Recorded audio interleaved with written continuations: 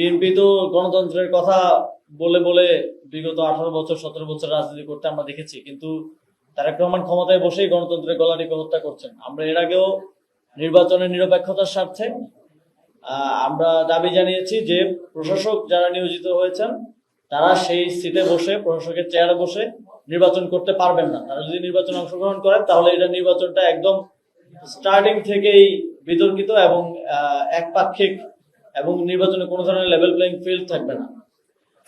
আমরা দেখছি যে খুবই কনসার্নের বিষয়, আমরা দেখছি আমাদের পার্শ্ববর্তী পশ্চিমবঙ্গের নির্বাচনের পর সেখানে নির্বাচনের পরবর্তী সময় আমরা বুলডোজার চলতে দেখছি এবং সেখানকার মুসলমানদের উপর এক ধরনের নৃশংস আক্রমণ এবং হামলা আমরা পর্যবেক্ষণ করছি।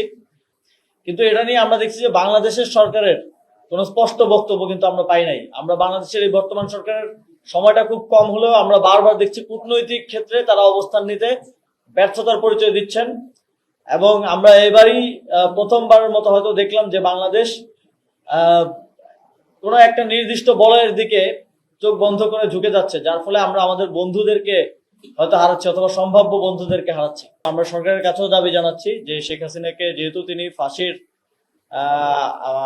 দণ্ডপ্রাপ্ত আসামি, বাংলাদেশের কাছে ফিরিয়ে দেওয়ার জন্য, এবং শুভেন্দু অধিকারী যদি চান তাহলে শেখ হাসিনাকে নিয়ে বাংলাদেশের এয়ারপোর্টে পাঠিয়ে দিতে পারেন, তারপর একটা আমাদের টেরিটরির মধ্যে আমরা দেখে নিব।